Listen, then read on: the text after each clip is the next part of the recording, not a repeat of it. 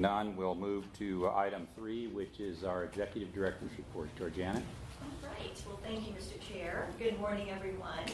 I wanted to give you a few updates. On page 2 of your agenda package is the Director's Report. I wanted to first introduce you to a new member of the TPO family, and that is Ms. Jillian John. And we'll have her stand up. She is our Finance and Contracts Manager, and she's an Air Force veteran, and also we grabbed her from the city of Melbourne, and so we're just really excited to have her on board. And we are very excited for her to contribute to the TPO's mission. She has fantastic experience, so very, very happy. I also wanted to let you know that in your package you have NARC's detailed analysis of a bipartisan infrastructure bill. And NARC is the National Association of Regional Councils. And this bill will reauthorize the nation's Surface Transportation Act. And this, is all relevant information for MPOs and TPOs. The U.S. DOT will receive $274 billion in new spending authority. And so this information is in there for your reading pleasure. It goes into very detailed information about what is included in that bill. Of course, the House and the Senate did pass legislation last Thursday to fund the government until December 3rd. I've already been shut down, at least for 2 months. And it gave lawmakers time to continue seeking a resolution to improve, to the impasse on the spending packages, which is the Infrastructure Investment and Jobs Act. So it's no telling where this is going, but we'll have to wait and see if the ongoing negotiations will be productive. The previous Transportation Infrastructure Act, I think it was Safety Lou, had a total of like 6 continuing resolutions, 2 years, so hopefully we're not in that situation here, and we actually have an act that we can move forward with. Also, I wanted to let you know that we are continuing to work with the FDOT to program our current year federal funding and develop a funding plan for the TPO's list of priority projects. It's a process. Of course, those priority projects that we are really focused on and been having conversations with the department on is construction for Ellis, our #1 priority. Construction for the Transportation Management Center, which is a new facility that Brevard County is currently designing. Advancing US 192 and Hollywood intersection. If you remember, we have that program for construction in fiscal year 24. So the goal here is to advance that. We want that project done sooner rather than later because it will certainly add a lot of capacity to the intersection as well as safety improvements. We're also working with the department on filling in some sidewalk gaps on A1A, specifically in the South Beaches area. And also ITS projects for the city of Palm Bay. We are trying to get design programs for some of those projects. And so as we kind of move through this process, this is not a definitive, this is in the works, but the department will be coming to us in December and presenting on the tentative work program. So they'll be presenting on any new projects or any advancements that will be coming forward in the new year of the work program. And also in December, just some things to expect for the December meeting. Along with the DOT's 5-year work program presentation, we've asked Brightline to come and give a presentation. And we're interested, Brightline just presented at the Central Florida MPO Alliance on Friday, and it was a really good presentation. But I think, Katie understands that the big question is, when are we going to get our station? And I don't think we're going to have the answer to that, but it'll be an opportunity for us to get down and have that conversation. And there's new members at Brightline, and so we want to make sure everyone is on the same page about the past history and how the TPO has really worked very hard to develop options for various stations. And also, the VR company will be coming and presenting as well.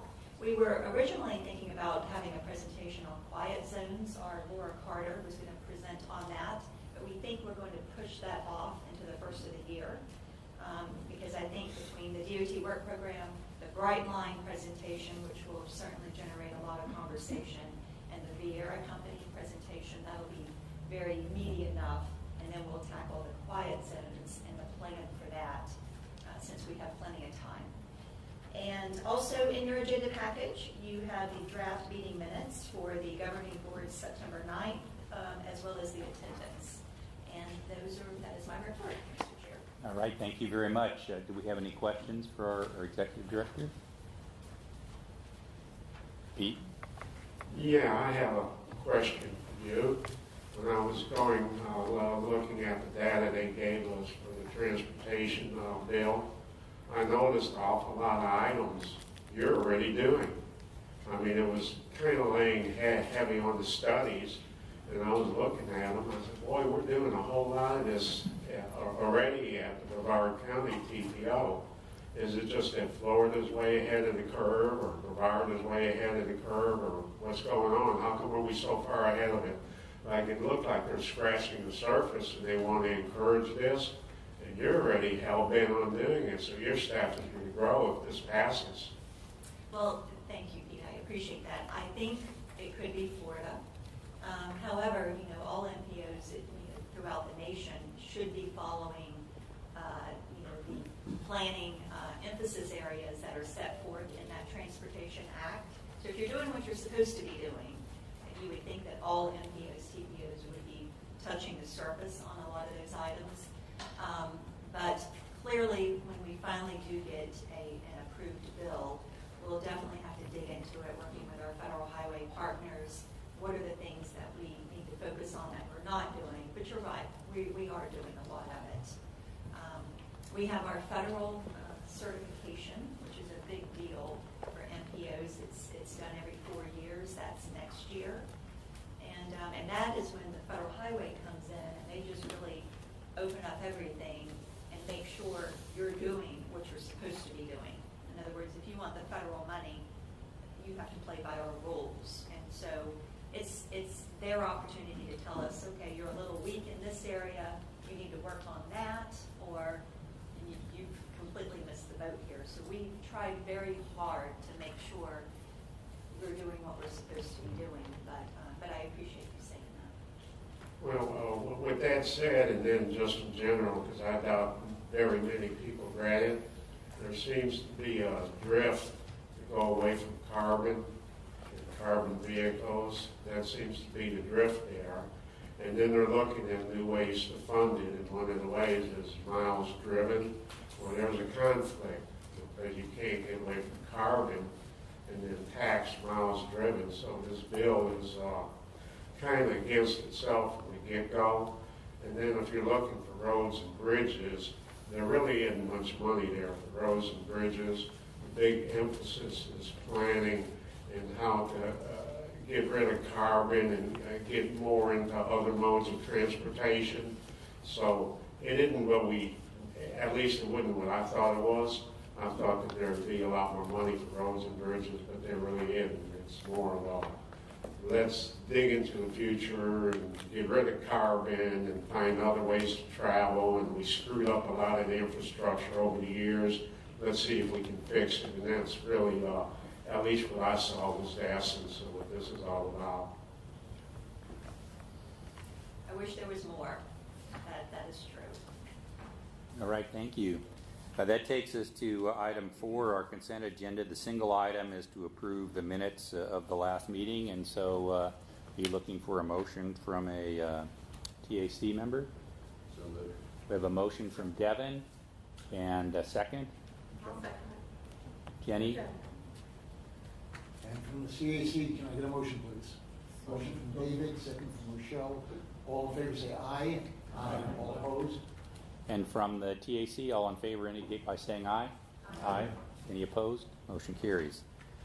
That takes us to our action item 5A, which is a legislative support for Vision Zero. Good morning. Morning. on? You have to turn it on, Kim. I'm Kim Smith. I am the Vision Zero manager, project manager for the Space Coast TPO. And it's hard to believe, but we've actually been at Vision Zero now for 2 years from the time that the TPO board voted to have us go into doing an action plan and everything. We're happy with our progress, and so we wanted to report a little to you today. So I love this slide because to me this is kind of what Vision Zero is all about. When we came together and we signed the resolution, that was our beginning. We're staying together in different ways, which is making progress. And if we stay together and we all continue to work together as a team, we will have success.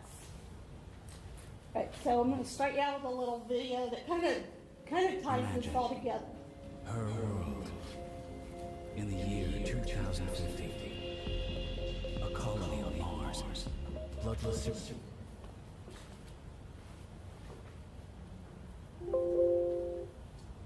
Surgery. Clean, sustainable energy. The future makes almost anything possible, including zero roadway deaths. I am confident we can do this together. We must. And the groundwork that this organization, this coalition has built together over the years will be a key part of that. 3 strategies will lead the way. Countermeasures that work have already saved thousands of lives. We will double down on what we know works. We shouldn't forget about tried and true non-tech interventions that are out there also, ready to be used. In 30 years, from 1994 to 2014, miles traveled increased 35%, yet traffic fatalities decreased by 5%. Countermeasures work. Safety belts and airbags, DUI checkpoints and laws, red light cameras, traffic roundabouts, and child restraint systems. The road to zero will accelerate the development of advanced driver assistance systems, or ADAS. Human drivers are fallible. Drivers are tired. Drivers are impaired. Drivers are distracted. Smart machines are not. New ADAS technology is being added to new cars every day at all price levels. Car makers have voluntarily agreed to add AEB, automatic emergency braking, to all new cars by 2022. There's really a remarkable number of technologies that are really coming way down in price. So camera technologies that can have special, essentially computer vision that look out ahead of you and can detect stopped cars and threats, pedestrians that are about to cross in front of you. Human behavior is such that only technology can override the poor choices that people make when they're operating a vehicle. Culture and behaviors can change. We can seek to make safety a priority within our personal lives, within our businesses, corporations, associations, our neighborhoods, schools. 50 years ago, people freely littered. Millions smoked in public. The use of safety belts was not the norm. People can change. The road to zero requires a rigorous adoption of safety culture. Safety needs to be a priority. It needs to be part of our culture. Today, her future is already on the road to zero. The map is clear. Evidence-based solutions are being funded. The journey has begun. Achieving zero roadway fatalities is not impossible. It just hasn't been done yet. This is our generation's moonshot.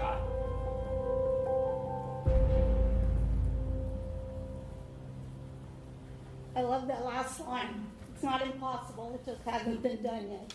And we're going to do our best to get there here in Brevard County. However, right now we're moving in the wrong direction. COVID had an unintended consequence on our roadways. We saw a lot higher speeds, a lot more severe crashes. Even though roadway travel miles were down, traffic fatalities and serious injuries were up quite a bit. Here in Brevard County, through January of August of this month, you can see that serious injuries and fatals are both up. As at the end of August, we were up 14 fatalities over what we were at the same time last year. This is just a breakdown of where some of those fatalities are occurring. You can see that vulnerable road users, pedestrians, motorcyclists, and bicyclists account for 48.2% of all of our fatal crashes. There's a heat map of where we're seeing these fatal crashes, and if you look at this, I pointed out it's our bigger cities with the bigger roadways and the faster speeds where we're having our largest problems. We want to say it's not all bad news. We want to say congratulations to cities of Cocoa and Mullen Beach. Both have officially adopted Vision Zero resolutions and are moving towards developing action plans. And we're in talks with a lot of other cities, and I think that we're going to see other cities coming on board, as well as also I've been kind of working on Vieira Corporation too to have them come on board because they're building an awful lot as well. So let's talk about all the good stuff we've done. Again, applauds to Cocoa. They started a roadside marker program. Humanizing the effects of traffic crashes is an important part of Vision Zero, and so that particular program, we're very, very proud that they did that.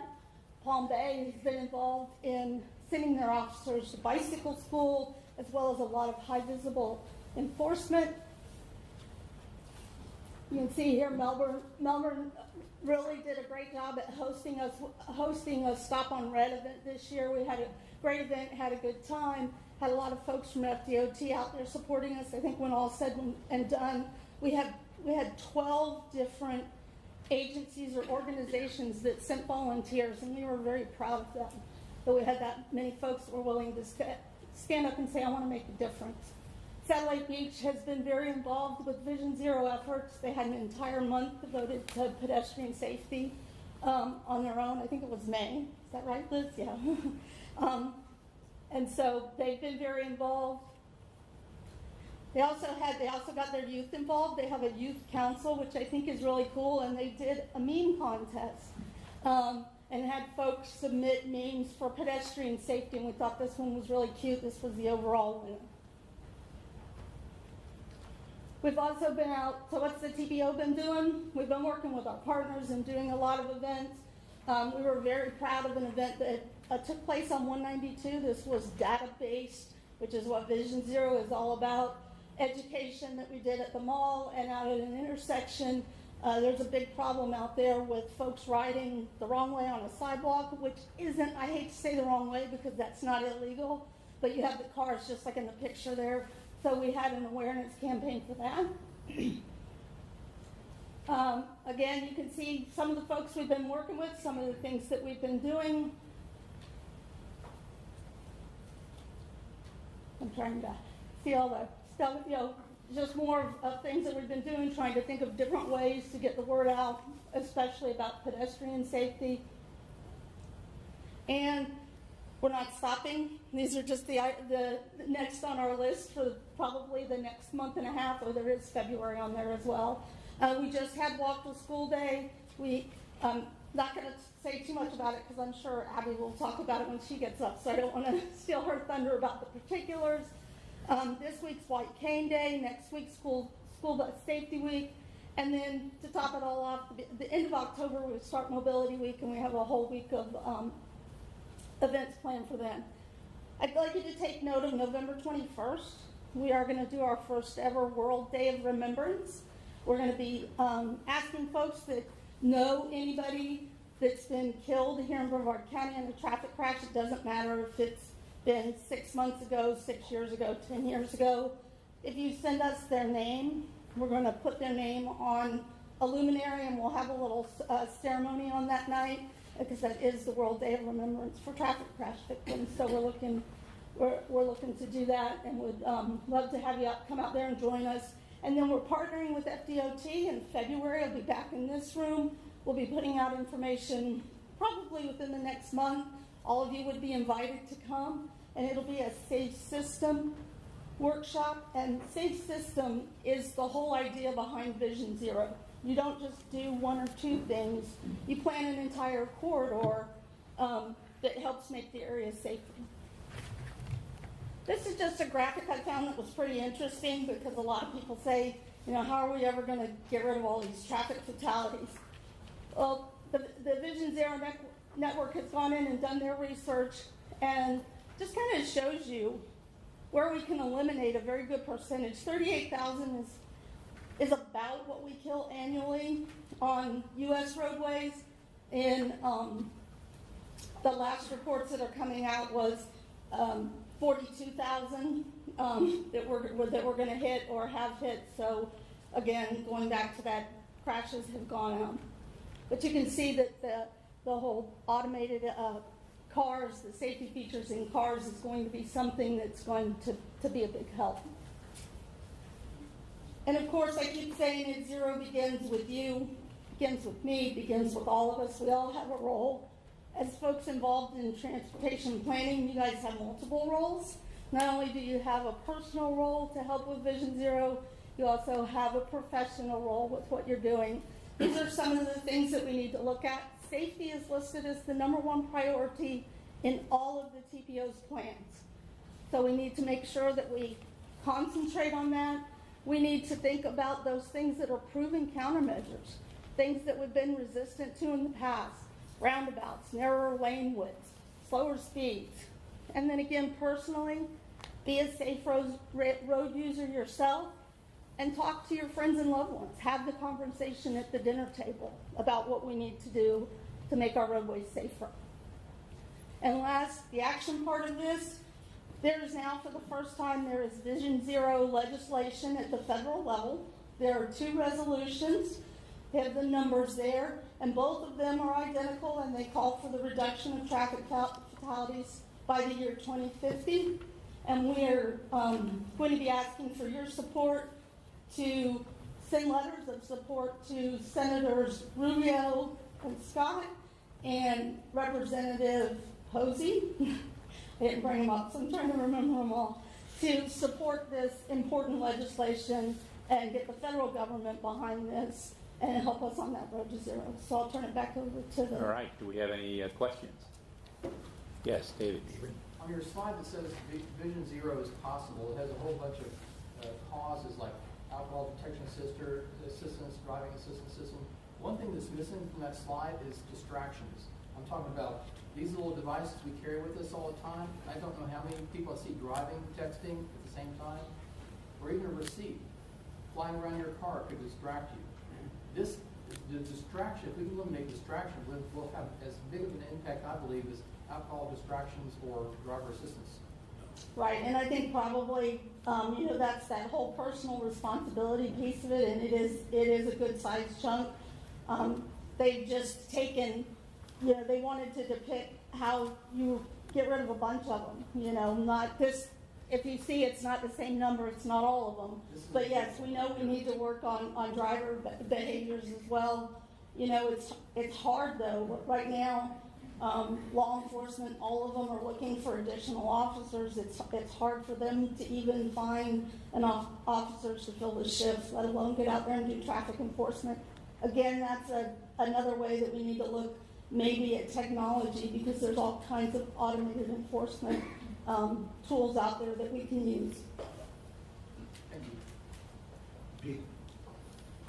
Yeah, Kim, could you go back to that slide when there was a bicycle and a car and look right? Where you said there is no wrong way. Not on the sidewalk, not legally. There's no. Yeah. Well, see, it's the reason I wanted you to go back there is on the bicycle. That's probably one of the most dangerous situations you're going to bump into. If you look at that driver, they're looking to the left.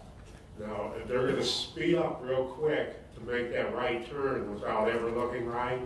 So if you're on a bicycle and you're in that situation, you need to make eye contact before you go in front of that car, or there's a high probability that it'll be a low speed, but even a low speed, if a car hits you, it's going to hurt. So, that is the worst situation you could be in on a bicycle, and I just wanted to expand on that. If you're in that situation, make eye contact. Don't ever go in front of a car unless you make eye contact. And then the second point was in the bipartisan transportation bill. Vision Zero is covered, and so yeah, the Senate and the legislature trying to look into it, but that's got to pass first.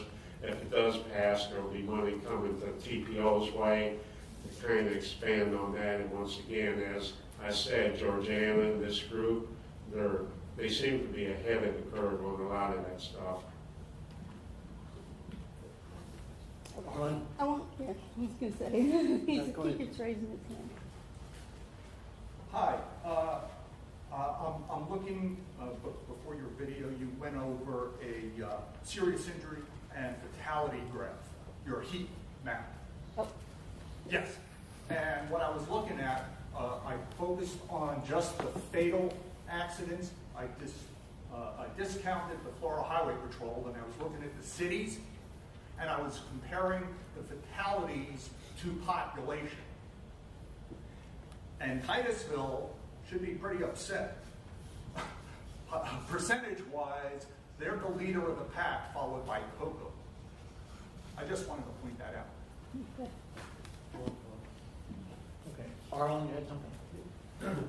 Yes, going along with what Pete was saying, with a bicycle when you're on the sidewalk, yes, it's very important to have the driver acknowledge that you're there. That's very important.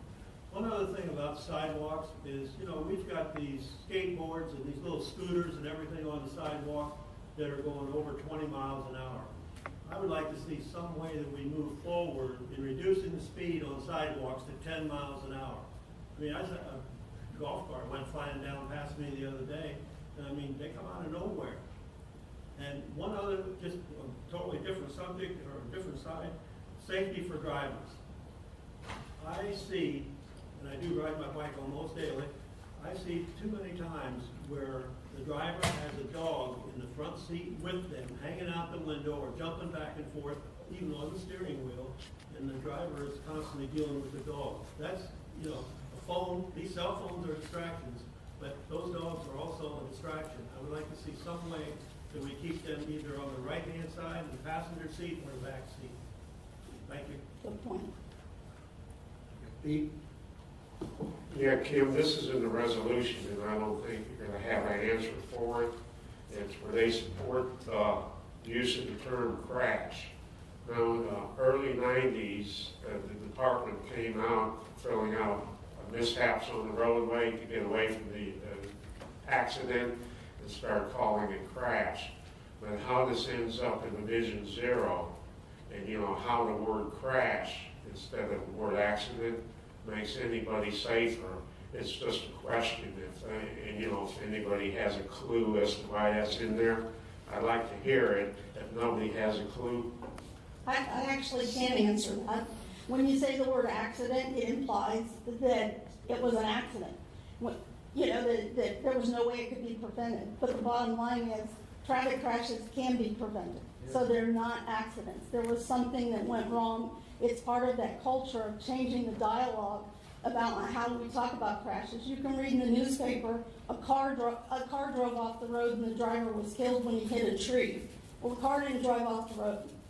That was human error of some kind that caused that car to go off the road. So that's what that is, and that's the biggest piece of that, is changing them from accident to crash, because accident implies there was nothing that could be done, and we know that's not true.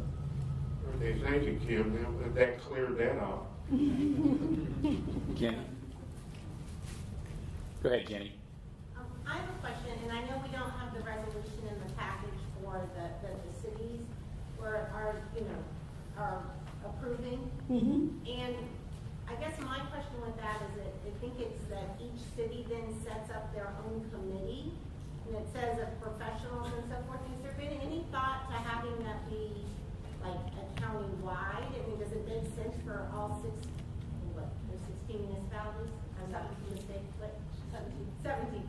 So, I mean, does it make sense to have one committee? And I know the TPO has the leadership one, but I think that might be some hesitation with some of the cities is, forming these new committees and each of us having our own committees.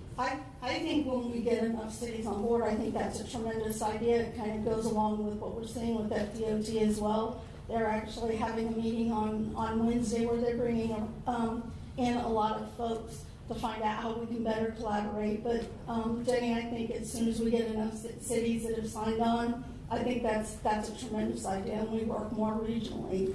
Because I will tell you, that's Melbourne's hesitation right now is, does it, you know, if we do this resolution, that's what the resolution says we're going to do, is our own committee. And so it's sort of the, and we thought about changing the language of the resolution so it's more tailored just to what we're committing to, because we're committed to serving as part of the group, but we're not sure it makes sense for us to each individually have our own. And people don't even know what city they're in, or if they're in the county, and if the road's state or county or city. So I think that's a good point. Yeah, Mr. Chair, if I may. And Jenny, you have a good point, and I think that's been the reluctance of some cities. Well, what does this mean? If we're going to adopt this resolution, what are we on the hook for here? How are we going to pay for it? What exactly does this commit us to doing? But from what we have heard, each city can commit to Vision Zero, and I absolutely feel like that a resolution could be adjusted to fit your needs. I think we're stronger.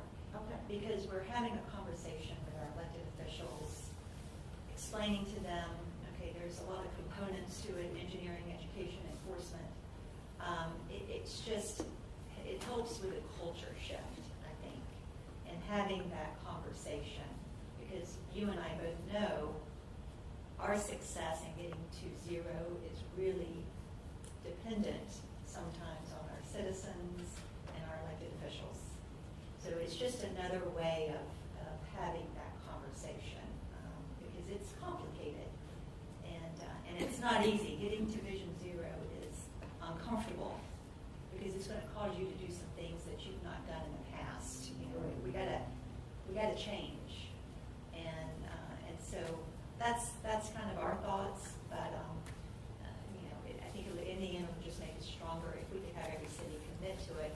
Hey, we've got 16 Vision Zero cities in Brevard County. Oh, and the county, Brevard County has also adopted a Vision Zero policy. That's huge. And then if we have a forum to where we have a committee, that will definitely kind of put the icing on the cake.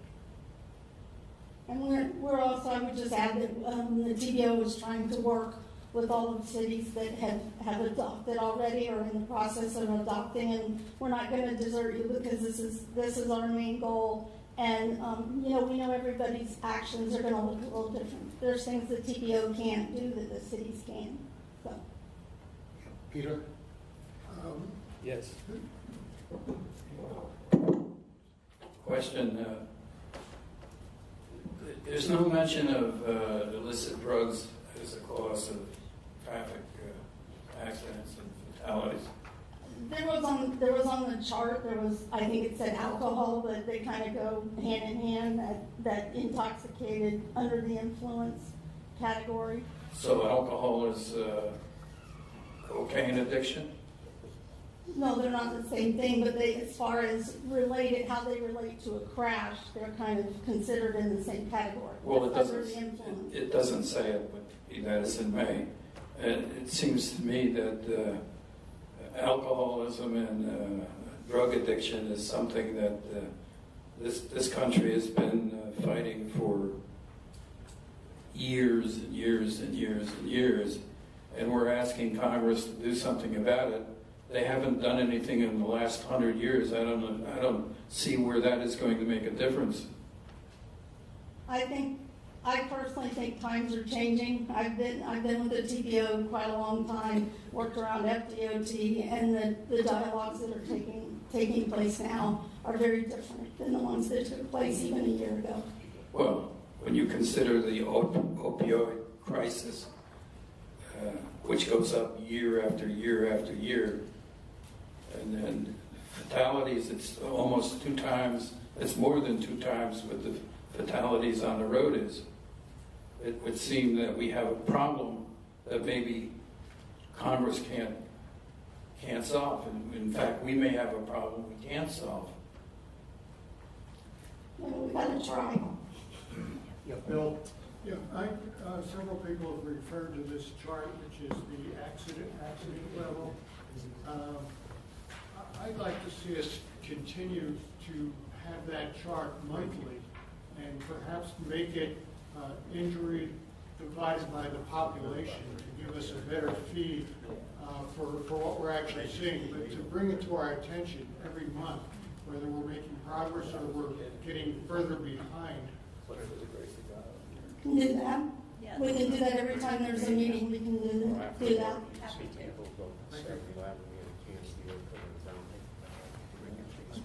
Liz? Steve. We'll go Liz first, then Steve. Thank you for your passion for Vision Zero. I know cities I like me share the same passion, and you've been great for our city. The question on support letters, would it be better that we send the support letters to you all as a packet to move forward with the state and federal government? We can get support letters from our police departments, or fire department, or city councils, or do you want us to send them direct to Posey, Rubio? So Jan, I'm going to yield to you on that one. Well, you could certainly just send it directly to them, but we were going to get our chair, the TPO chair, to actually execute the support letters. If you would like to send them to the TPO, you can certainly do that, but maybe you could send them directly. Yeah, that'd be good. And you're certainly, you can use the verbiage that we have in the letters in your packet if you want to, or change it up. Yeah, Steve. Just say real quick. In my mind, I'm trying to think, how can the cities have the most impact by 2050, which is almost 30 years away. And to me, it's a lot of what the cities can do is related to zoning. We're talking about redevelopment. A lot of the communities were built during the space era boom. There's going to be a lot of redevelopment. If you look back 30 years ago, had different zoning regulations just to encourage less drivers on the road and separate dangerous high-speed roads from city streets. And so I think that's one thing that can be built into a 30-year plan.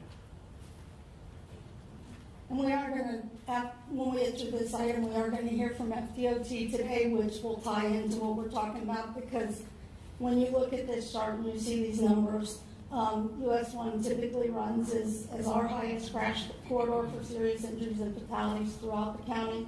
And obviously that's a state road, so we're very closely working with them as well. Yeah, Kim, on Division Zero, making it safer for pedestrians, where if they do get hit, they don't get hurt as bad, goes a long, long, long way. But then pedestrians and bicyclists, and a lot of them, they're reckless in their actions too. And it's a combination of making it safer that if they do get hit, they don't get hurt so bad.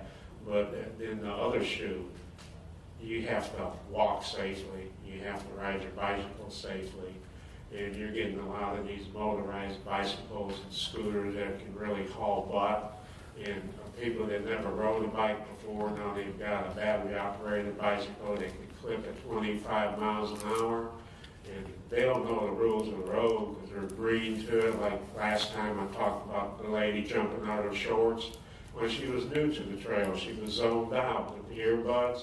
So it takes experience to walk, to ride, to get out there. And I live outdoors a lot. I'm probably outdoors more than just about anybody in here. And there are very few of me out there. So I'm using the sidewalks, I'm using the trails, and I kind of know how to kind of stay safe. Like I'm not going to drink a six-pack and jump on my bicycle and cruise. I'm not going to text. I don't text at all, but I'm not going to text and try and walk across the street. So there's a lot of give and take on there. And what you said is very, very important, because it keeps somebody from getting hurt too terribly bad if they do get hit. But then on the other side is the pedestrian and the bicyclist and the motorcyclist. My job is try not to get hit at all. And we can get a meld between the two. Will be a long way towards that Vision Zero there. Well, thanks. You did a good job on the presentation. you bring up a good point, personal accountability, we've talked about it, it's a big part of this. Devin? Yes, thank you. Kim, can you go back to that one chart? I'll be real brief. The same one with the Yes, city? the same one. Okay.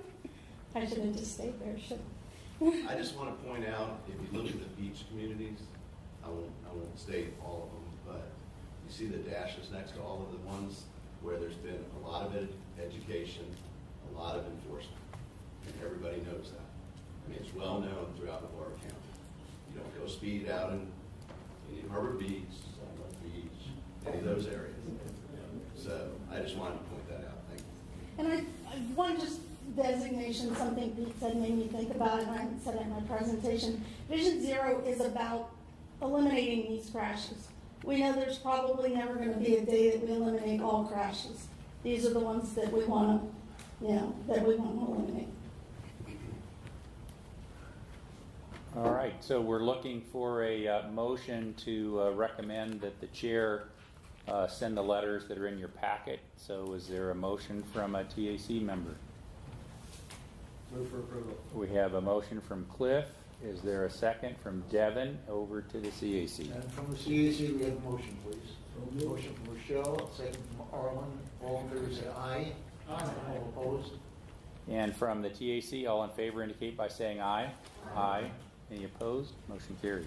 Thank you very much. Thank you. That takes us to our first of our presentations. 6A is Fdot Vision Zero initiatives.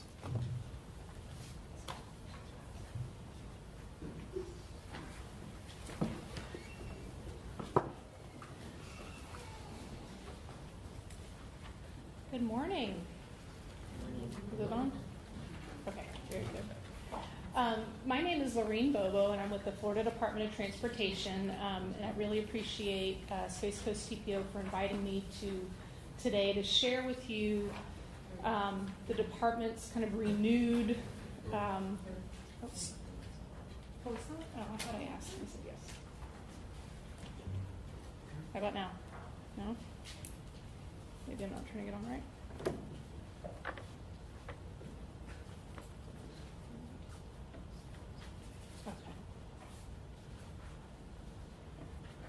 Okay. How about now? Sorry, I need to read this one. All right, very good. I'll start over again. My name is Lorene Bobo, and I'm with the Florida Department of Transportation. And I really appreciate Space Coast TPO for inviting me here today to share with you the FDOT's kind of renewed look on safety. Before I get started, though, I'd like to commend all of you in Space Coast TPO for really embracing Vision Zero and encouraging all of the municipalities within Brevard County to adopt Vision Zero. I truly believe that if we are aligned and we're working together, we're going to accomplish so much more and reach our goal at the end of the day.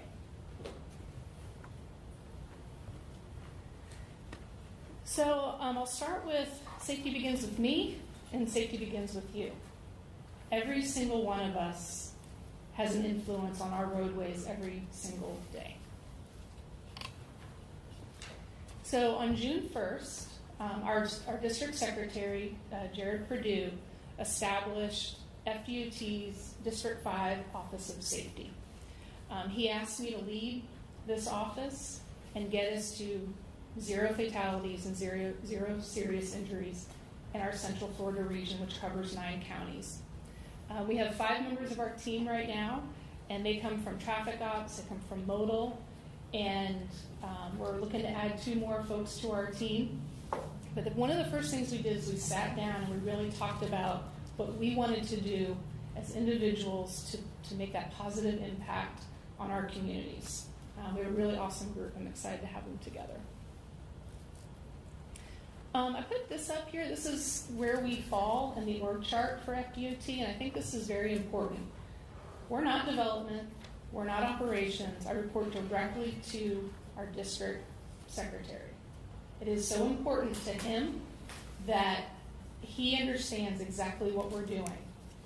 I work with everybody. I'm working across the board to make sure that we are affecting a positive impact on our roadways whether it's from the planning stage and a project's just kind of coming about, into design, into construction, into maintenance. There are things that we can do every single day in all of those offices to improve our roadways. So here you'll see, let's see what this one is. This is from the Government Highway Safety report, and then Dangers by Design. In both of these reports, Central Florida is on the top of some lists that we don't want to be on the top of. And there's reasons for that. A big reason is our weather is great, right? We want to be outside. There's a lot of opportunities for our vulnerable users to be impacted. So this is digging down now into like District 5. In 2020, we lost 690 people on our roadways. That's 690 people that did not go home to their families. Obviously, their lives were affected forever. Their families' lives were affected, their friends. And none of them deserved for that to happen to them.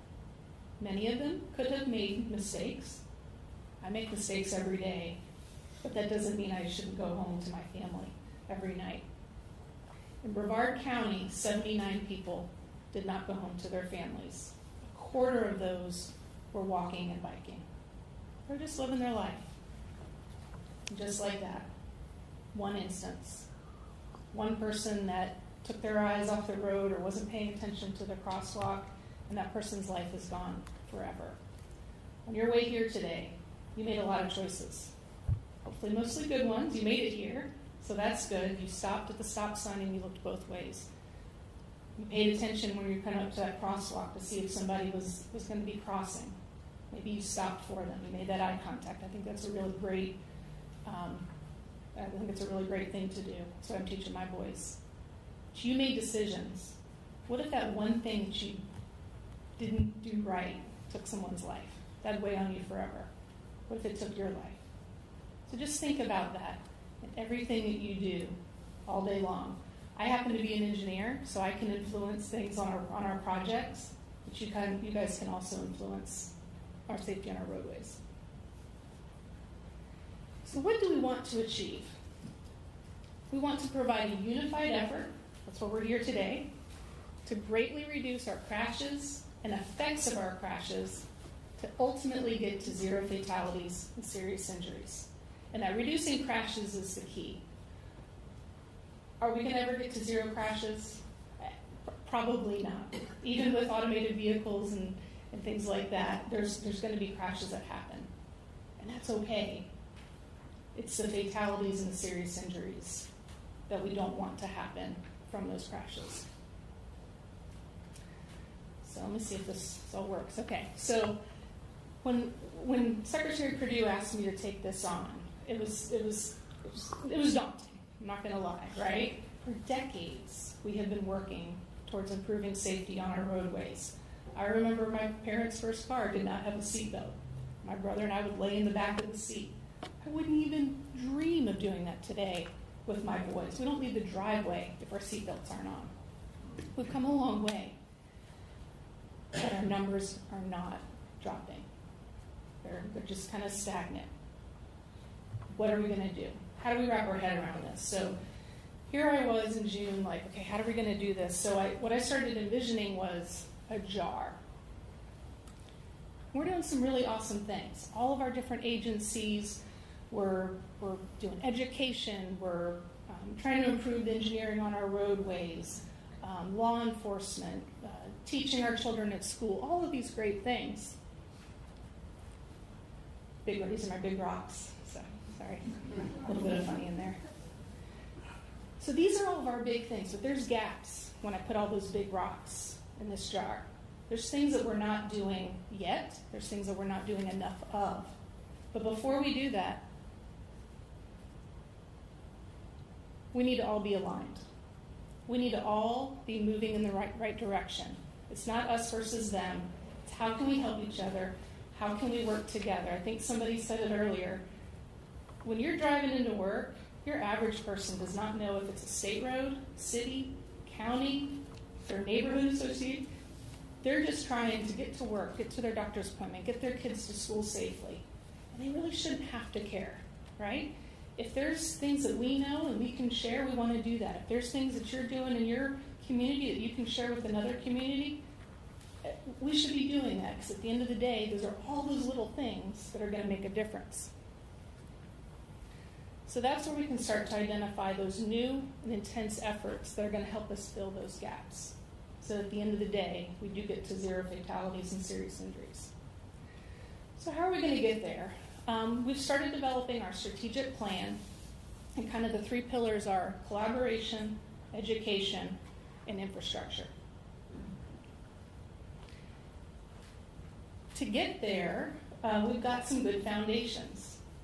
FHWA's Safe System approach is a really great way to kind of pull it all together and make sure that we're doing all of these different things.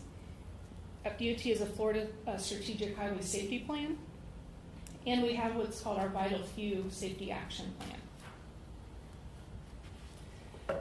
So the Safe System approach, I'm not going to get into a lot of details of it, but the main pillars are safe roads, safe speeds, safe vehicles, safe road users, and post-crash care. So if we focus on all of these different things, we're going to get to where we need to be.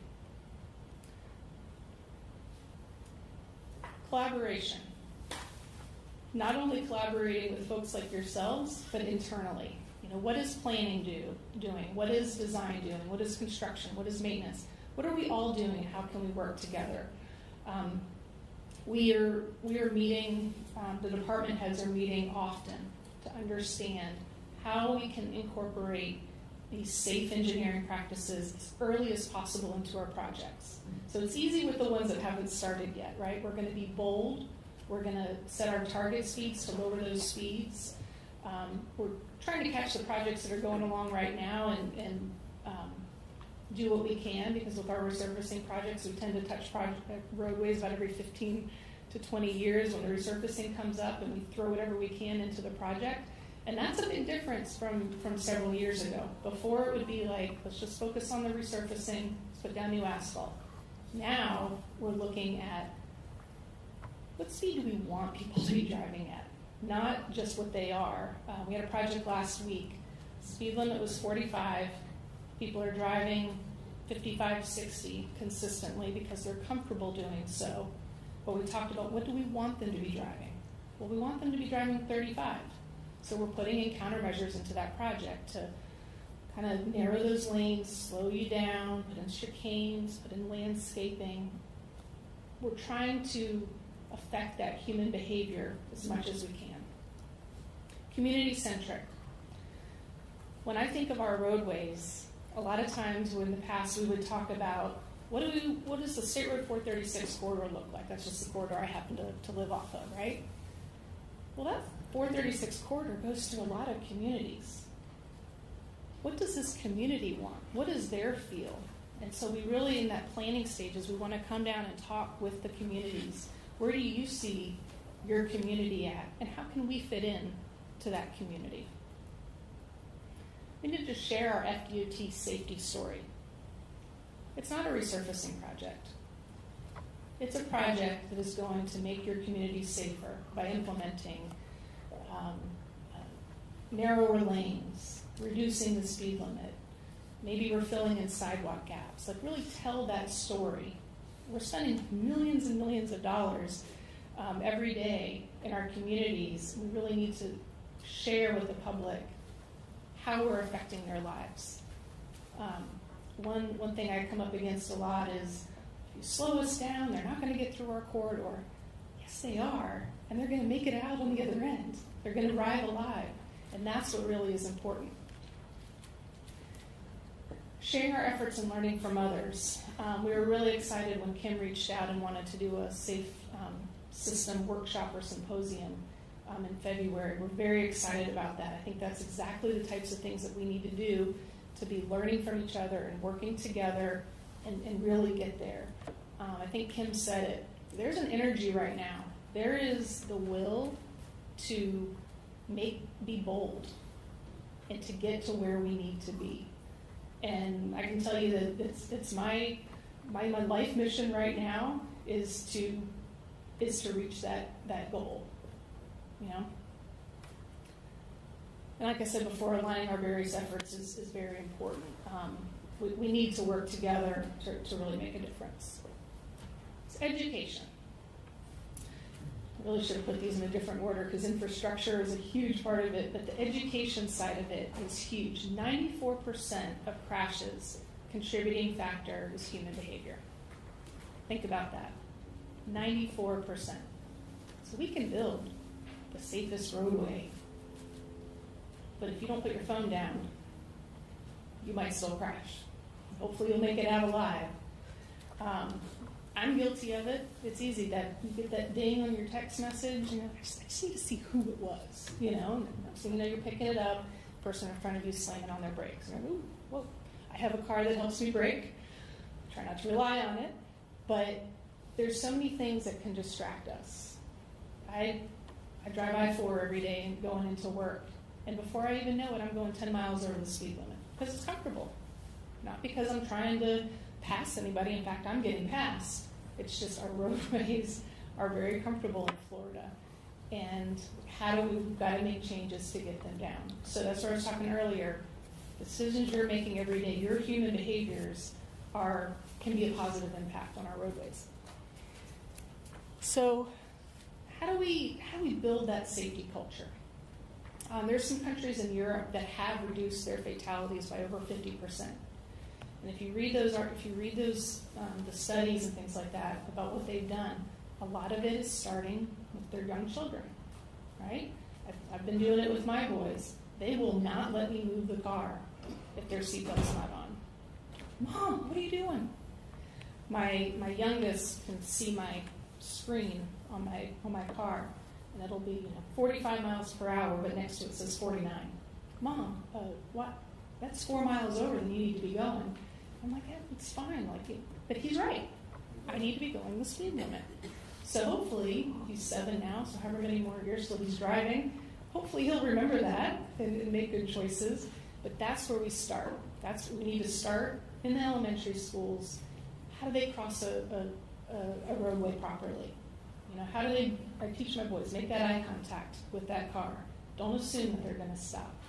They need to be responsible, just like the driver needs to be responsible. A lot of opportunity there. We're putting out some contracts right now, and that's one of my main goals is how do we get into the schools and educate our young children?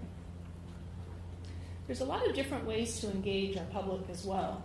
I'll use the example a few weeks ago was Rail Safety Week. There were ads on all the local radio stations, stop on the tracks, things like that. My husband didn't hear any of them. He's a Sirius XM guy, right? So that's a whole group of people that didn't hear those messages. I happened to do a media event on the news, turn the news on at 6 o'clock type thing. We don't watch the news in our house. I wouldn't have seen it, except I was looking for myself because I was the one being interviewed. So there's a whole group of people now that don't watch the news. So we have to look for these new ways to reach everybody. I've reached out to some local radio stations and just said, hey, can I just talk to you about safety on our transportation system? And a couple have said yes. So we've had some interviews, and that's a whole group of people that may not have heard the messages otherwise. So we need to be bold in thinking of those new ways. And a lot of those are low-cost ways to reach people. I did an interview last week with a radio station. Didn't cost me a dime. Talked to me for 11 minutes. I was like, feel like there's some people that heard that message and will hopefully change the way that they drive our systems. So infrastructure, I realize I kind of talked about this earlier, but to me, every single project is a safety project. Every project that the department does, we are trying to improve the roadway, even if it is just asphalt. I truly believe that as we move forward, the projects that the department is working on, we are being proactive, not just reactive. Even if it's a project that maybe doesn't have a lot of high crashes, it's not on one of our lists of like, we really need to do something here, we're looking at the countermeasures that we can do, and then we talk about every project. What do we want people to be driving? What target speed do we really want to get to? Because there's a lot of things that don't cost a lot of money that can get that speed down, which ultimately makes it safer. Being proactive and bold on every project. I was in a meeting the other day, and they're like, well, this costs an extra $400,000. And I was like, how many lives is that going to save? If it's the right thing to do, let's see if we can find that money, right? Look, before, it would have been, no, got to stay within our budget, which is important. Don't get me wrong, we don't have unlimited funds. But if it's the right thing to do, we need to figure out how to get there. I truly believe that it's not too late to look at a project. We've got projects that are in their 60 to 90% plans right now. We just pulled the list, and we're going to look at them and see what we can do on them. Because there might be some things that are just a little couple tweaks in the plan set that ultimately make that project safer. But keep in mind, those projects started 2 or 3 years ago, right? So there's things that we're doing today that we weren't thinking about when that project was born. I mentioned target speed. At some point I'll come and I'll talk more about target speed because it's a very important concept. So safety begins with you. We created this email address, d5-safetyideas@dot.state.fl.us, and it is a website or an email address that anybody can send us ideas. Maybe it's something you see at a specific intersection, or just, hey, have we thought about educating the public in this way, or anything safety related. Please, I encourage you to send it our way, and we go through them every week, and we kind of understand, like, okay, well, let's look at this, or let's look at that aspect of it. And we may not be able to do exactly what is being suggested, but it might get us brainstorming and thinking about something else. Just internally, we've had quite a few folks that are not engineers, not planners, bring up ideas. I'm like, that's an awesome idea, let's do it. So together we're going to do more. We always end our presentations with a safety second, because it takes just a second to be safe. And it is October, so it is Pedestrian Safety Month. So just encourage you to, as you're a person walking, to please do so safely, but also if you are driving a vehicle, to be considerate of those people that are walking around you. They have a right to be there as well. So, safety begins with me, safety begins with you. Thank you very much for your time. Appreciate it. All right. Are there any questions for Lorraine? I have a question. I don't have a mic, so I'll talk about how do narrower lanes make it safer? Because you feel more constricted, so you're like, whoa, I need to slow down a little bit. I need to pay attention to what I'm doing. Because if it's wide open, I feel less safe on the narrower roads. Go slower. I feel better. But no, like I-4 Ultimate. Okay, so that was I started working on that project in 2011, and I remember we were patting ourselves on the back because we were going to have the widest lanes that we were allowed, nice big shoulders, and they are flying. We're almost done with construction, and they are flying down that roadway. I'm going 10 over, and I'm getting run over. It's too fast. So if we, the narrower we can go, the slower we get you, and then we get you out at the end. Thank you. Social media. Yes. Things I work with school kids all day long, just about, and if you could come up with something that's more like a viral video, okay. Like on TikTok. Yes. They don't like to be talked to. They Yeah. don't like regular educational things. They're not on Facebook anymore. They're all moving towards TikTok. Yes. Does the state allow you to do things like that? So so Mobility Week is coming up. You heard about. We wanted to do a TikTok challenge. Or I'm not on TikTok, so I'm probably not saying it the right way.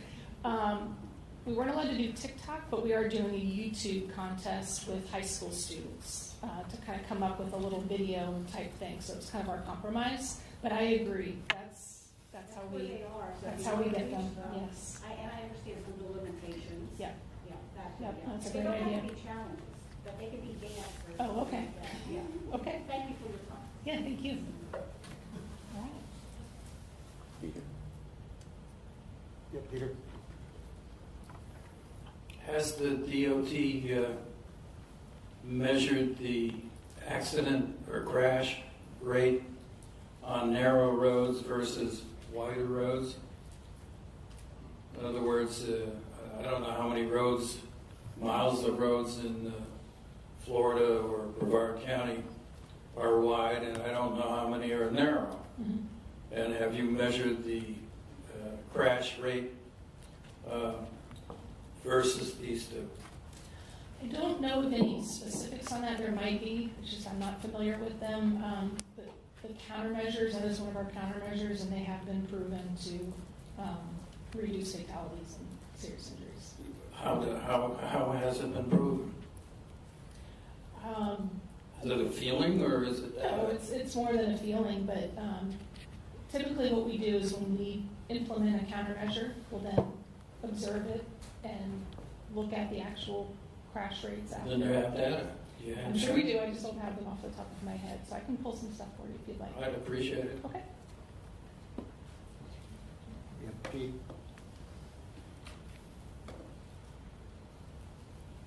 Hi, Lorraine. Back in 2011, here at the TPO, I was running my mouth and asking, when I'm on Highway 50 in the city limit, Titusville, why is the speed limit changed 4 times in 3 miles? Why are cars going 50 miles an hour when I'm in the city? And why isn't the speed 35 miles universally in every urban area in Brevard County? And when I'm on a bicycle and if I'm in a 50 mile an hour speed limit in the city, I can feel the traffic coming up on me. I mean, you can physically feel it. And you know, people said, well, if you lower the speed limit, there's still the speed. But if I'm in a 35, it doesn't feel near as bad as a 50. So my question to you, when you're in an urban setting and you got the DOT cross sections and you're also the big dog, you lead the way. What the department does, the counties and the municipalities, they follow your specifications and they follow your guidelines. So why are we driving so fast in urban areas? Now, these speed limits were set 50 years ago, and they haven't come down, but the areas are developed and the density's gone up. So when I'm on Highway 50, 50 miles an hour is way too fast for the amount of side friction, yet the speed limits are 50 miles an hour. What, are signs too expensive? See, you're the big player now. You can tell me what's going on. So 2011 was 10 years ago, okay? 2011, we were not talking like we're talking today. I was. Well, I've been with the department for 22 years, so I've seen kind of how things have changed. And I can tell you that in the last 6 months, the last year, we're thinking differently. We're thinking, how do we lower that speed? Our Florida Design Manual is going through some updates right now, and the last set of updates did talk about lowering those speed limits based on the type of corridor that you're in. So it's difficult because those changes you won't see in our projects for another year or so maybe, but they're coming. We're making those drastic changes to bring roads like 50 down to a lower speed. Well, So you'll be more comfortable. my recommendation is 35 in an urban area. City limits is easy. 35. Why 35? You hit me with your car, I stand a pretty good chance of living. Yes. If I hit your car with my bicycle, you won't feel a thing.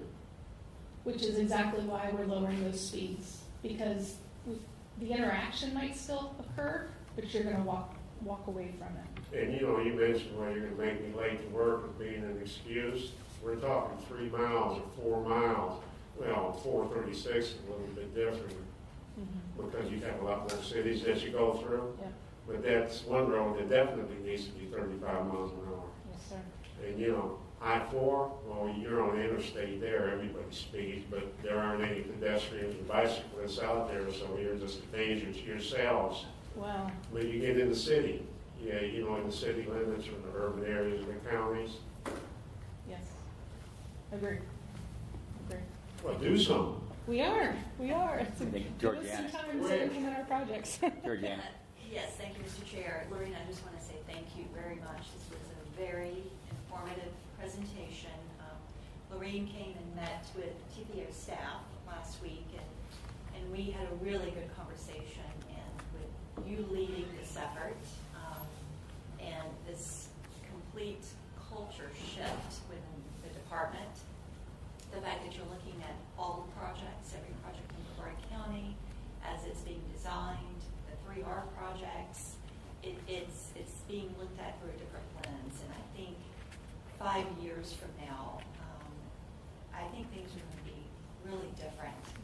And I think the numbers are going to be much improved. But speed is the big one. And if we cannot design our roadways to encourage people to slow down, and I mentioned to Jenny that sometimes our success is dependent on our elected officials. And that is where we really do need to we need all of you as our technical and citizens advisory members to kind of help explain, why the roadway is being designed a little differently. Roundabouts are not a dirty word, and that there's a lot of data. There's just a lot of misinformation about some of these tremendous infrastructure improvements. If we keep designing roads the same way we're doing, we're not going to see any difference here in Brevard County. And that is what the department is trying to do. But they can't do it without our help. And so we need you to help us in this effort, please. So thank you very much. Thank you. Appreciate it. Yeah, I just wanted to say I was ragging on you. I only rag on, you look like you're outside a lot too.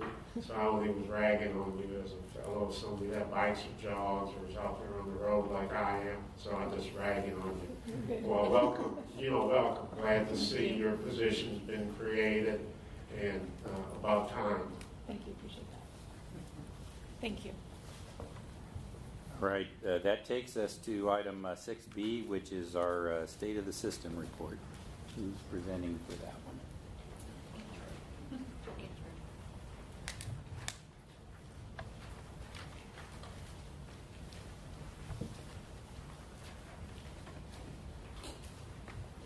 Hello, everyone. My name is Andrew Garrison. I'll step a little bit closer to the microphone. My name is Andrew Garrison, and I'm here to present the results of the 2020 State of the System report.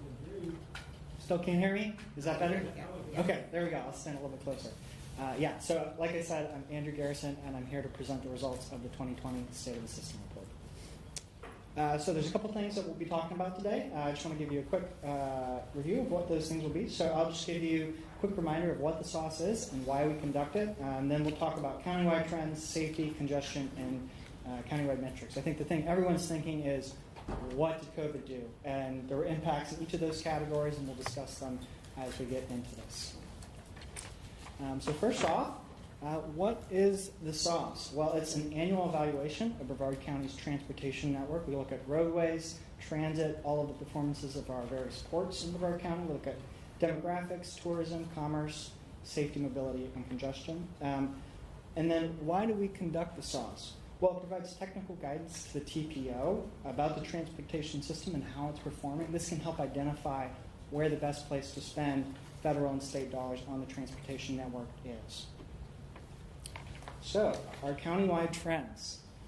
Before we get into some of the impacts of COVID, I just wanted to note that Brevard County's population continues to grow. So even despite COVID, we still had new people moving to Brevard County. Now, getting into the impacts of COVID, the first thing I just want to note is that we provided the trend over a 5-year period and the 1-year period, just so you can see the magnitude of the impact that COVID had. So getting into that, traffic volumes on our soft roadways decreased by about 9%. Freight traffic went down by about 3%. Transit ridership by about 20%. That does make sense because the use of public facilities was generally discouraged through a lot of last year, so transit fits into that category. And then hotel occupancy also went down by about 20%, a little bit less than that, which again makes sense because the tourism industry took such a big hit in 2020. So then we move on to the performance of our various ports. So first, Melbourne Orlando International Airport had about a 50% reduction in passengers. That's really significant, and I think we all saw the impacts of on the aviation industry because of COVID. Similarly, for Port Canaveral, there were very similar impacts, about a 50% reduction in cruise passengers over 2020. The port cargo did a little bit better, but still 25% reduction. That's a really significant impact. One piece of good news in terms of the performance of reports is that space missions actually went up a fair bit in 2020. So I think the one that everyone probably remembers is SpaceX's first manned space flight. That was really, really exciting, but there were a lot of other important launches that happened last year. So moving on to safety, Kim's already done a great job discussing Vision Zero, but in the SOS, we also just track a variety of other safety measures, and that's on our SOS roadway network specifically. So we look at crash data over a 5-year period, and the big thing to note for this one is just this is frequency of crashes, and there was a 13% reduction in the number of crashes. Obviously, COVID, there's less people on the road driving, but regardless, a 13% reduction is good. Less people got in accidents, in crashes. And then over on the right, you can see a map that shows our top 25 corridors for crash frequency for vehicles. Oh, I'm so sorry. I didn't move the slide. Thank you. So here we go. So 13% reduction, like I said, and then over on the right, vehicle crash frequencies for the top 25 corridors. You see US 192 on the list, and then Babcock Street, and State Road 3 up in Merritt Island. So that's crash frequency. For crash severity, this is obviously a very important metric, and unfortunately we did have about a 3% increase in crashes on the SOS roadway network for serious and fatal injuries. For the map on the right then shows the top 25 corridors for crash severity, and you see a lot of US 1. We've already kind of talked about how US 1 is a really significant corridor for crash severity, and a lot of that corridor is lit up, and all of our top 3 corridors are on US 1. And then finally, we look at crash trends for vulnerable road users. So that is pedestrians, bicyclists, and motorcycles. And again, some good news there, about a 15% reduction in crashes in 2020. Over on the right, you can see a map that shows the top 5 corridors for crash frequency for each of those road user types. For pedestrians, the number 1 corridor was Palm Bay Road. For motorcycles and bicycles, it was a corridor on US 1 near Melbourne. And then finally, we just provided this table so you can see what those corridors are in a little bit more detail. I think the big things to note here is that US 1 shows up multiple times, so does State Road A1A, and then a couple other unsurprising roads like Palm Bay Road, Babcock Street, US 192.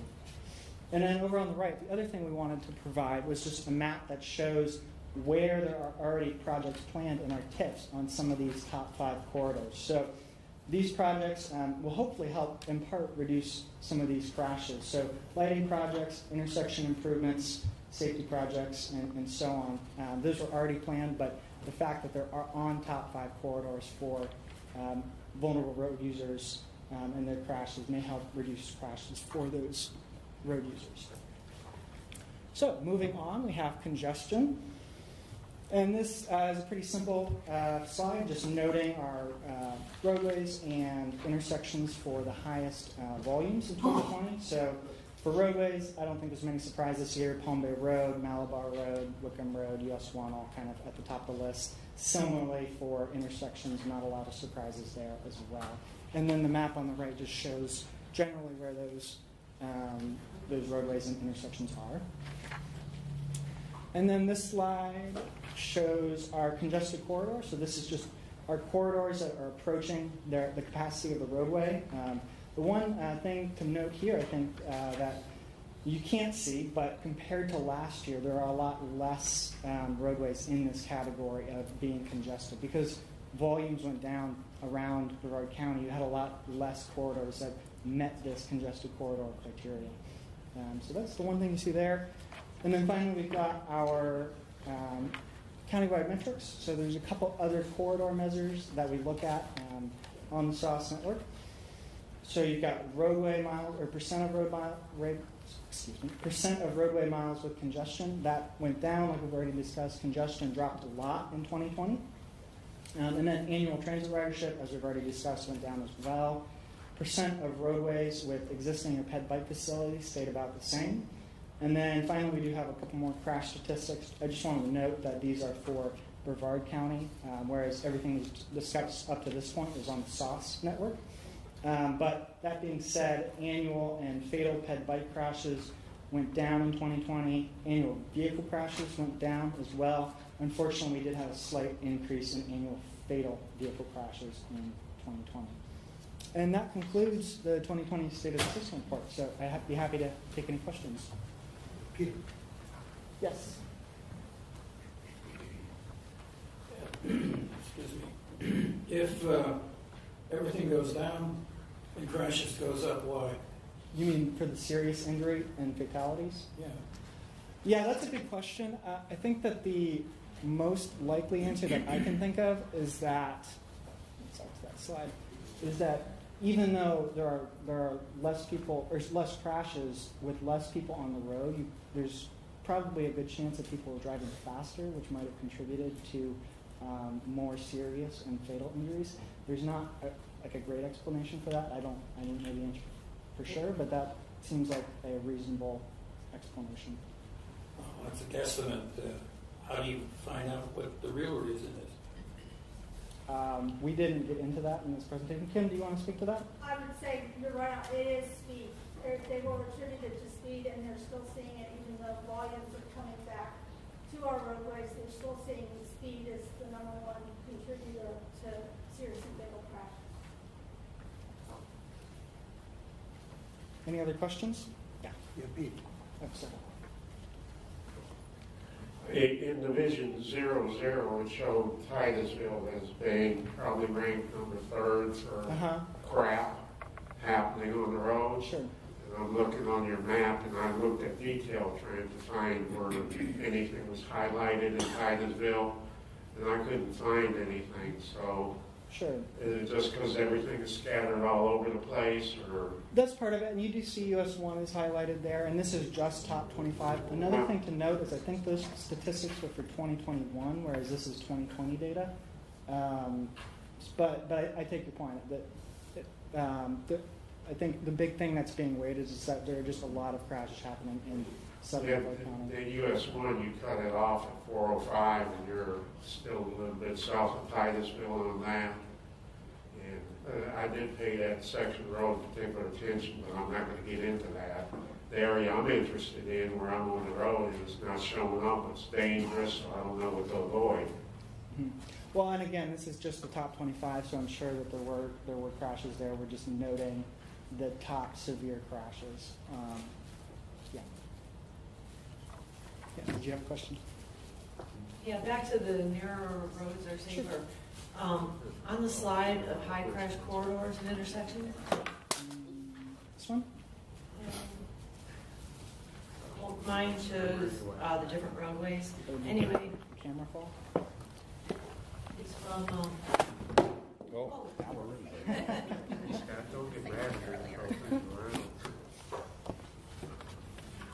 All right. No problem. One minute saying that. Just a bit.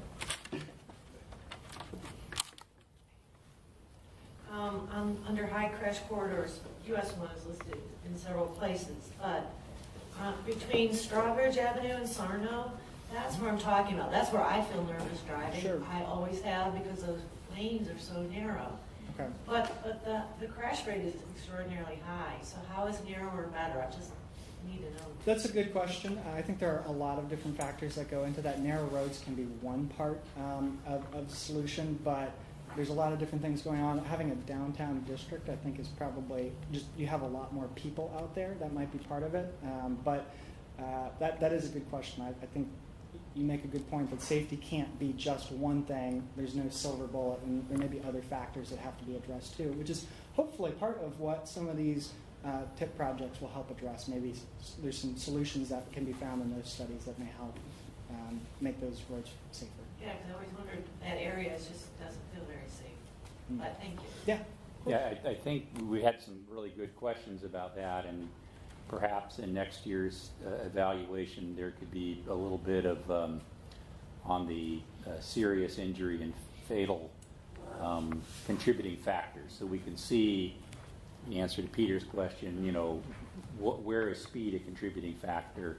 What are the other contributing factors? Because that data is collected, and it's just a matter of presenting it as part of it. So I think maybe if we could scope a little deeper dive into those, since that's a focus area in Division 0, to do a little deeper dive there. And so these questions that were great questions that are being asked, we can have a little better sense. And then again, whether it's Fdot or a local jurisdiction, we could potentially address those things that are contributing factors.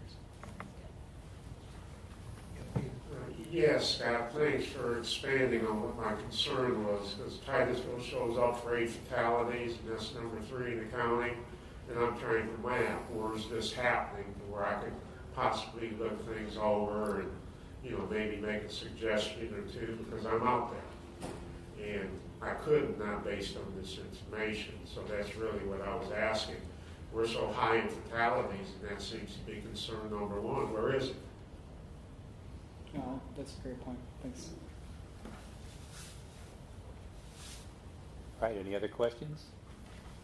All right, thank you for the presentation. That takes us to item 6C, the NASA Causeway Bridge and Space Commerce Way update.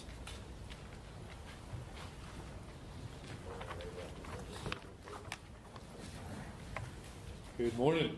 I'm Tyler Brigette with the Florida Department of Transportation, and I want to introduce to you today Ralph Beauvais with Volkert, who's going to give us an update on the NASA Causeway Bridge and Space Commerce Way.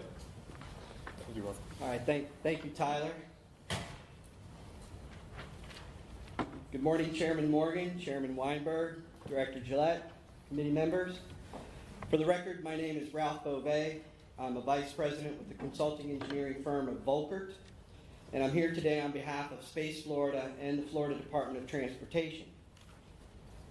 The purpose of my presentation today is to provide an update on the design and permitting for the widening of Space Commerce Way. This project is being led by Space Florida in partnership with Fdot and NASA. I'm also here to provide a brief update on the recently completed NASA Causeway Bridge PD&E study and final design. That project was led by Fdot in partnership with NASA and Space Florida. And as you know, both projects are connected by NASA Parkway. Together, all 3 facilities provide primary access to and from Kennedy Space Center, including the KSC Visitor Center, Exploration Park, and Cape Canaveral Air Force Station. In 2019, when we were about halfway through the PD&E study, Space Florida took the lead in preparing a federal grant application for construction funding through the USDOT's Infrastructure for Rebuilding America, or INFRA, program. The INFRA grant was subsequently awarded to Space Florida and represents USDOT's federal share of the construction cost of all 3 projects. Additional funding for construction is obligated from other federal and non-federal sources for these projects. Located on NASA property, the design and permitting for Space Commerce Way, as I mentioned, is being led by Space Florida. Fdot is providing project management and design review oversight and will also advertise and lead the construction phase. The project limits are from Kennedy Parkway to NASA Parkway, a distance of about 2.7 miles. In addition to providing direct access to Exploration Park and the KSC Visitor Center, Space Commerce Way provides a link between North Merritt Island and Titusville and is also designated as an emergency evacuation route. The proposed improvement consists of adding 2 lanes to the existing 2-lane facility. This 4-lane improvement was previously designed, permitted, and environmental impacts were mitigated in the early 2000s. The current design effort will accommodate the new primary entrance to KSC Visitor Center and will address changes in stormwater management rules affecting permitting.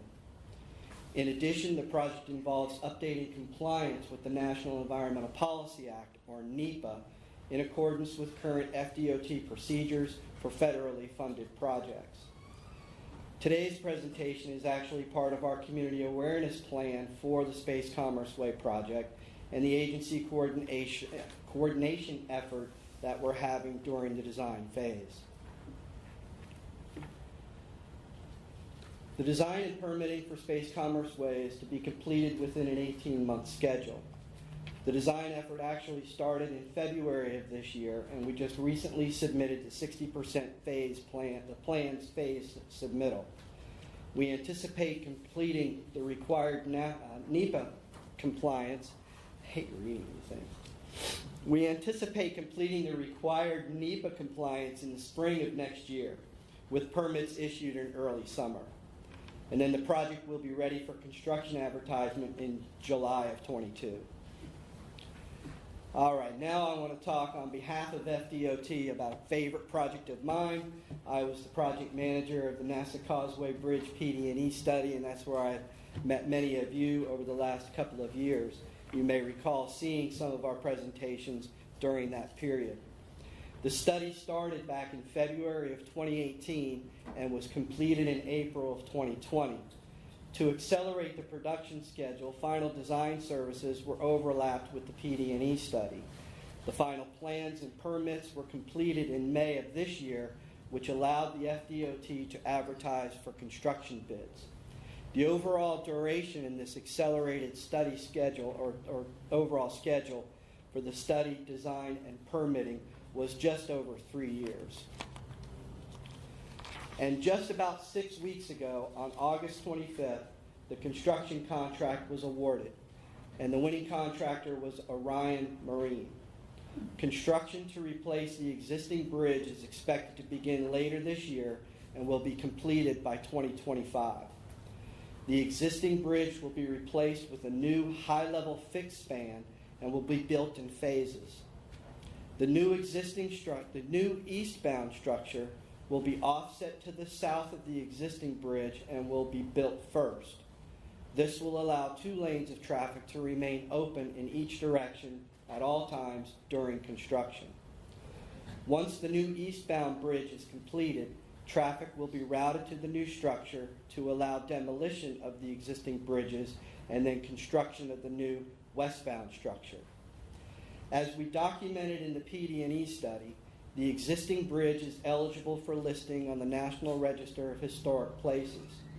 Therefore, in accordance with Section 106 of the National Preservation Act of 1966, as amended, a mitigation plan has been developed to offset the adverse effect of replacing the bridge.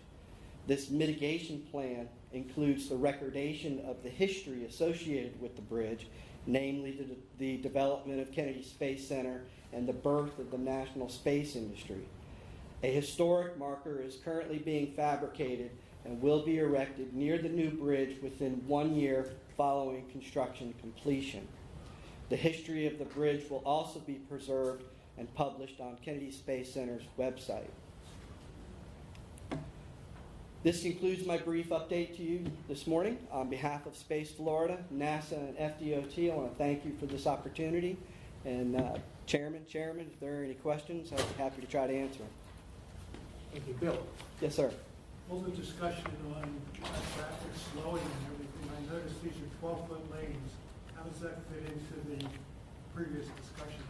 One of the unique characteristics of both facilities, actually, the bridge and Space Commerce Way, is the unique transport vehicles that are used to transport rocket components, space freight, we call it, from the mainland over to launch facilities. So, we wanted to maintain at least the desirable width, and actually, if you look up the PD&E study and the designs, we're actually building the eastbound structure just a little bit wider, not only to accommodate maintenance of traffic during construction, but also who knows how big these vehicles will be 20, 30 years from now. Yes, sir. Just to recap your operational plan, eastbound first of how many lanes? Each structure, there are 2 existing structures now, and they'll be replaced with 2 structures, one eastbound and one westbound. So 2 lanes eastbound and 2 lanes westbound. Okay, so you're gonna build the eastbound first, Correct. and then you're gonna take down both east Yes. and old, east and westbound? Yes. The So eastbound structure is actually about 12 feet wider than normal. It's got an extra what we call special use lane. What you did, or like Fdot had done on the beach line. I believe so, but what that enables us to do is to route all of the traffic 4 lanes, 2 in each direction on the new eastbound structure. That's what I was after. Okay. You're gonna keep 4, and then when you tear down the old, you're gonna still have 4. Correct. Right. This really That's what wasn't a lot of people have. This wasn't a capacity improvement. We didn't need additional lanes for traffic. We needed structural integrity. Sure. Great. Thank you. Yeah. Steve. I just wanted to say thank you to the TPO. Georgiana was, and all the staff was very helpful in when we first applied for the HEMPA grant. And then thank you to Lorraine Bobo before she switched positions. She was also very instrumental with her staff in getting us to this point. So thank you. All right, any other questions? Thank you very much for that Thank update. you, Chairman. Thank you, Chairman. Thank you. That moves us to item 7A, so report from the Florida Department of Transportation. Tyler.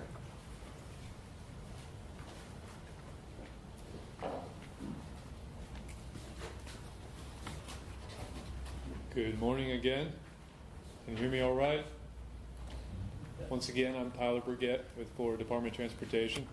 Thank you for having me here today. There in your handout, you should have the construction report from FDOT. Just a couple things to highlight. This past month, we started the State Road 520 resurfacing there from the Orange County line to just west of State Road 524. The contractor's been able to maintain the westbound traffic even though there's only one accessible travel lane. So we're pleased with that. Additionally, the intersection Pineda Causeway and US 1, that safety project just kicked off this past month as well. So that is a good advancement locally as well. There's going to be signalization improvements, lane widening, adding a new lane to improve safety for turning vehicles. And then lastly, Georgiana mentioned the development of our work program. We've scheduled now, well, first off, the work program public hearing is upcoming at the end of this month, October 25th to the 29th, there at our DOT district office. It's offered virtually throughout the week, and the purpose of that is for DOT to share what is within our work program, what we're planning on doing throughout the whole district, including Brevard County, the projects that are anticipated in our 5-year work program. Then the evening of the 28th, October 28th, there is an in-person meeting there at our district office in DeLand. And anybody's able to join, anybody is able to see the public hearing virtually. And an important part of this is then 2 weeks following that week, so that's October 29th through the 12th, that 2 weeks is open for public comment. And we appreciate any feedback, any input, any public comment on our projects, on our 5-year work program. So please feel free to be involved in that.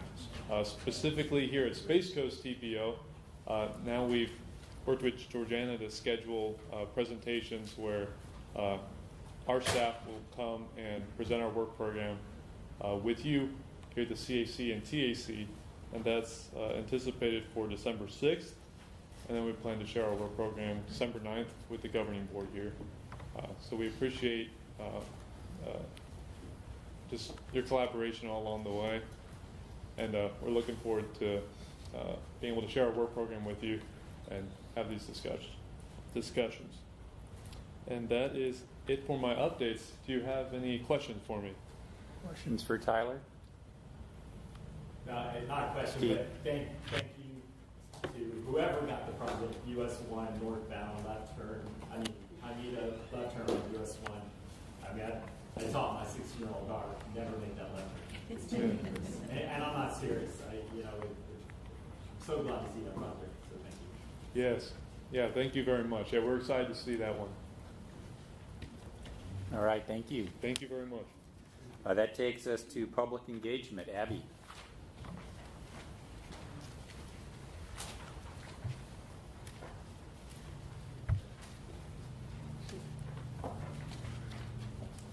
Lower just a bit. Good morning. So before we chat about public involvement opportunities for October and November, I did just want to recap something that happened last week for our organization we're really excited about. So every year we host Walk to School Day and Bike to School Day. Last year we felt kind of deflated because COVID had kind of did a number on us for outreach. But this year we were really excited that 23 different Brevard public schools joined us for International Walk to School Day. We've been partnering with Brevard Public Schools in this initiative for 21 years. So I don't have any photos today because it just happened last Wednesday, but if you go to our social media outlets, you will see our feed is flooded with videos and photos of students who are really the next generation of road users. And we had 3 different news outlets out there wanting to spread the word. That's really hard. The news is competitive these days with headlines about COVID and whatnot. So we were very excited. If you have an opportunity to go to our outlets, I would highly recommend it. So this is another exciting thing that we are doing for the next couple months. We are partnering with Space Coast Area Transit to conduct an online and onboard transit survey to support improvement plans for transit service in the future.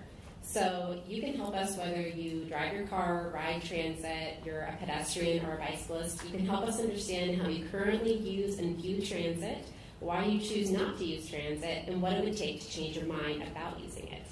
So please tell transit what matters to you. There's a postcard at your place today that actually has a QR code that you can scan and it'll automatically go to the online survey. Or we just sent out a press release this morning. You can access it there. Or it's also on our social media outlets. So we hope that you all take that. And some upcoming things that are happening in October. This is a very, very, very busy month for outreach. We have lots of different things going on. Some of the highlights that we'll be covering is Pedestrian Safety Month, National Teen Driver Safety Week, School Bus Safety Week, and then we'll be working with our communications partners, our PIOs, and our law enforcement agencies to push out Halloween safety, because that is the one year that our youngest typically sometimes get hurt. So we definitely want to make sure that we push some education out there. And then on to upcoming events. This week, we're really excited. We will be partnering with the Brevard Association for the Advancement of the Blind and the Melbourne Space Coast Chapter of the National Federation of the Blind to recognize White Cane Safety Day. We'll be basically hosting a pop-up safety education event at the intersection of Berkeley Street and South Patrick Drive in South Patrick Shores to hear from local visually impaired guest speakers about the importance of white canes and how they assist them as road users. If you'd like to attend or you want more information, you can just see me or Kim afterwards. I also want to take the time, Kim attended a meeting with the Brevard County Board of Commissioners who actually recognized White Cane Safety Month with a resolution. So just kudos to them. And the big one, Mobility Week. We celebrate this every year. For those who do not know what this is, Mobility Week is a celebration of making smart, efficient, safe, multimodal transportation choices. And this is a week to recognize to get out of your car, recognize different ways to get around. And this is an Fdot initiative, so we partner with them. Every year it tends to get bigger and bigger, and I think because last year we didn't get to do as much, our organization and Space Coast Area Transit are really out there. So there are flyers at your, I'm not going to go over each one of these, but there are flyers at your seats that detail specific event logistics and registration. So I'm just going to briefly highlight them real quick. Starting off from the 29th through the 5th, Fdot is launching the Love to Ride Challenge. This is something where you can basically earn points and prizes if you're already a cyclist and you like to ride your bike. So it's a cool initiative. There's a link there that you can register.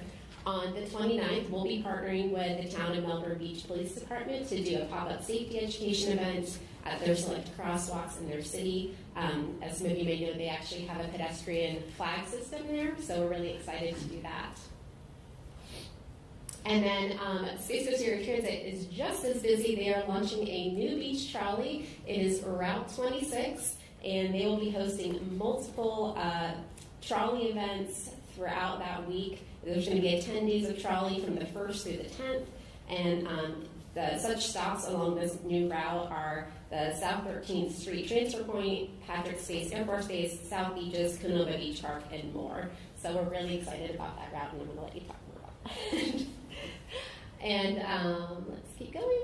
And then, and during that 10 days of trolley, if they show the app, they can ride for free. And continuing with that, on Election Day, the riders will be able to ride for free as well, which is awesome. On that same day, on November 2nd, our senior transportation planner, Sarah Cron, will be leading a webinar called Health and Equity in Transportation. We'll be partnering with some planners and some consultants to talk about tools and techniques that are in the works to plan better for equity and health. There's a registration in your packets. And then continuing, we're going to be doing some stuff online, doing a tweet chat about roads and modes and complete streets. And then we'll be reaching out to our senior citizen community, partnering with the Central Vieira Community Association on November 5th to host a Safety is Golden mobility fair. So we're very excited about that. And then ending the week, Space Coast Area Transit is partnering with the State Fair and offering a discount. So lots of fun things coming up.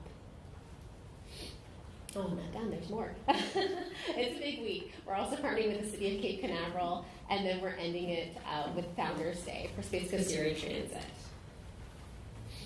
And then last but not least, for the first time in our county, our organization is going to host and recognize World Day of Remembrance of road traffic victims. This event is a chance to memorialize those we've lost through the tragedy of preventable traffic crashes. We'll also be using it as an opportunity to promote Vision Zero, of course. This event will be held on Sunday, November 21st at the Reflection Pond located behind the Brevard County Government Complex, beginning at 5:30. If you are interested in attending, there's a registration link. We'll be posting that this week as well. So if you'd like to recognize a lost loved one due to a traffic crash, there's multiple ways to do that. You don't have to come in person. You can simply send their name in if you're interested. So if you'd like more information about that, you can talk to me or Kim. That's it. All right, do we have any questions for Abby? Thank you very much. That takes us to the transit report. Terry.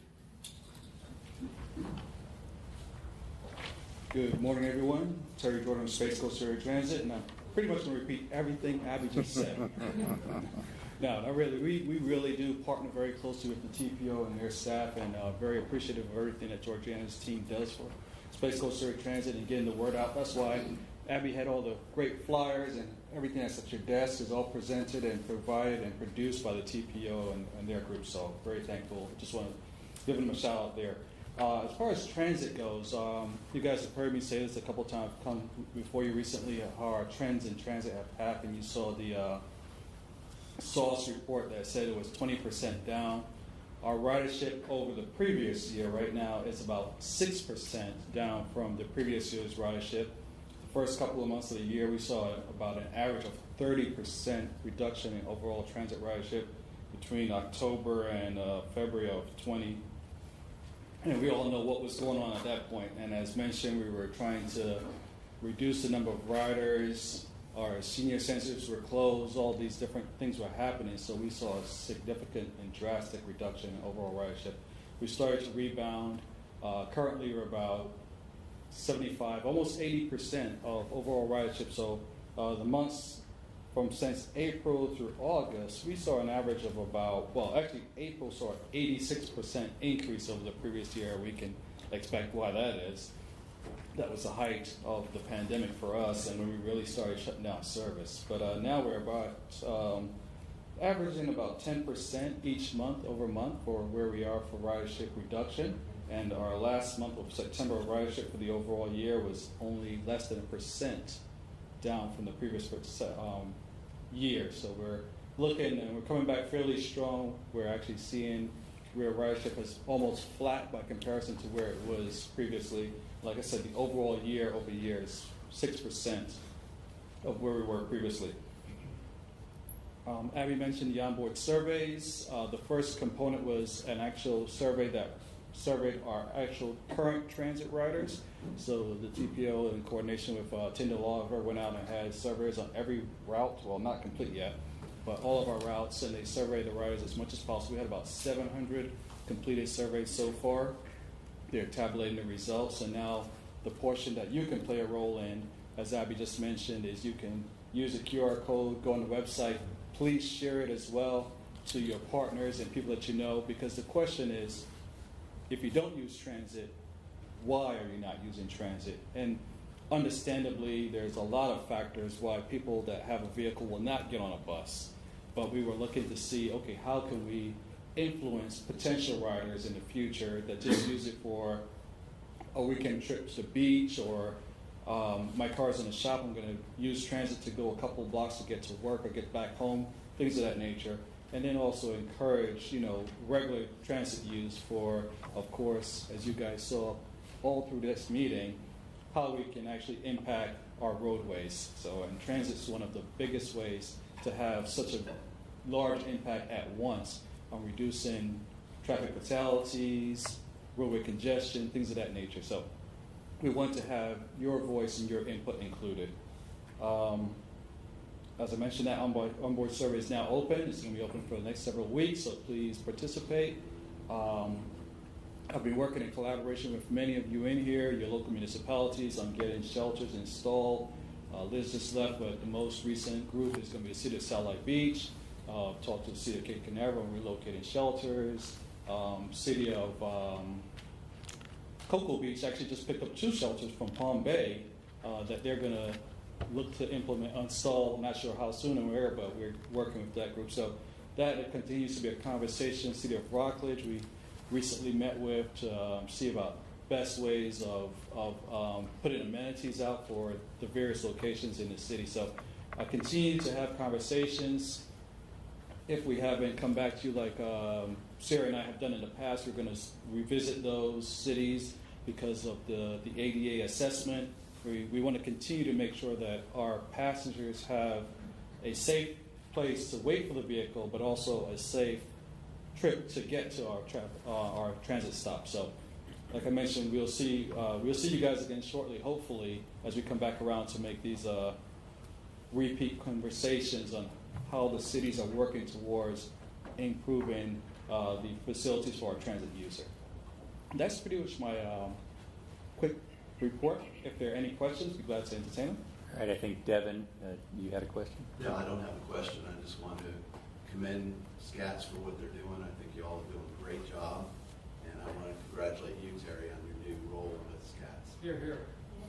Thank you, Devin. Thank you all. Pete? Yeah, Terry. Well, first, I'd like to congratulate you, too, on something different, though. When I was looking at the joint transportation improvement that's going in front of the Congress, they had milestones and goals as far as incorporating technology in public transportation. And as I was reading through them, I was thinking about how you're already there, on an awful lot of what they were saying their goals were. And I was saying, well, Terry, he's really up on it. He's really advanced in the Brevard County transportation system as far as getting the technology there. So I'd like to congratulate you on that. And then second, my point on the trolleys. Now, I know the beach collects tourist tax. You mean they're too cheap to kick in and give their tourists free rides on these trolleys? I mean, man, that's a letdown. Their houses start at $500,000 now, and they don't want to use some of that tourist tax to give free trolley rides. City of Melbourne's better than that. They kick in for free bus rides for their residents. They need to get on it and, kind of make that a freebie for the tourists. Do you share that? Well, first of all, thank you for the accolade. But secondly, I had to approach this conversation almost 2 years ago regarding working with the tourism department on providing free trips through the hotels. So the hotels will pretty much pay for the transit pass for their clients, and then those can be used on our transit service. It didn't really go anywhere, but we're looking to revisit that in the not too distant future. Now that tourism is coming back, I would love to see that we have a collaboration and a partnership that allows for not only the tourists, but our visitors to our county, but also those that are utilizing the service in that area. But I think the best way that we have seen to approach it is to where they'll get the bang for the buck is that they'll know the use. So if they were able to purchase 15 passes, were they all being used versus just saying everyone rides for free and they don't know the value of that dollar being spent. So the idea is to convince them, the payers of tax, that it's a good investment. By all means. Thank you, Pete. Yes, ma'am. Question, just in a paragraph, a 5-year plan? Well, actually, we have several different versions of that, and we're about to embark on 2 different aspects. One is called a comprehensive operations analysis that we're actually putting out the we're putting out the scope of work completed, and we should have it started in the next couple of weeks. And then we have a 10-year plan, which is called the Transportation Development Plan. Once again, work very closely with the TPO on that. That will be out shortly. I can give you the current one that we have. We're doing a major update. It's what's about to happen. So I can definitely provide that. And it's also on the TPO's website, but I'll have a synopsis provided to George. I'm sorry, I'll do it to Lisa, who can then distribute it to the group here. Thank you so very much. You're welcome. All right, thank you all. Thank you very much. That takes us to item 7D, local government report. Do we have anybody that would like to report out from their jurisdiction? I have one. Cliff? Thank you, Chairman. Cliff Graham, I'm the Director of Operations at the Melbourne Orlando International Airport. And I just wanted to brief the committees this morning on the situation as it relates to the new interchange out there at Ellis Road, exit 182 and I-95. It really is, since that's opened up, it's been a game changer for our region and specifically for the airport. One of the things that we recognized, however, as soon as the interchange opened, was there was really a lack of signage as it related to the airport, and our concern was, passengers that were not familiar with the airport, they would have a hard time locating this new exit, particularly that it's within a 3-mile, 3-exit stretch of roadway that's, very fast and not always easy to negotiate. So we've been working with the FDOT for about a year and a half now, and I'm happy to report that they agreed with us, and they are actually making modifications to the signs out there. These are the overhead signs as you approach the exit in both directions. There's a total of 6, and also with the cooperation of the City of Melbourne. Those signs currently now say West Melbourne, and underneath it they say Melbourne, but what they're going to say is West Melbourne, and underneath it, Melbourne International Airport, and they'll also have the international airport symbol. Thank you, Jenny. She's here from the City of Melbourne today.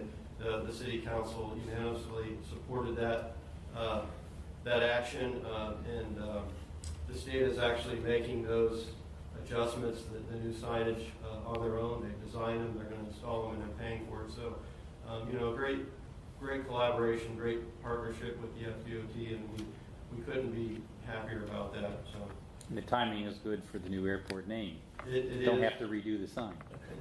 It is. That's correct. And the other thing I wanted to say was, as in one of the presentations earlier today, we're talking about passenger numbers being down in 2020, down about 50%. Those numbers are very accurate, and we're right at that's 2020. So this year, 2021, we're at about 90% of where we were in 2019. So we've come back really well. And as you look at passenger numbers in aviation, we look at plane passengers, number of seats filled on airplanes, and that's in the 90% of the seats going out of Melbourne are filled 90 to 100% right now. Thank you.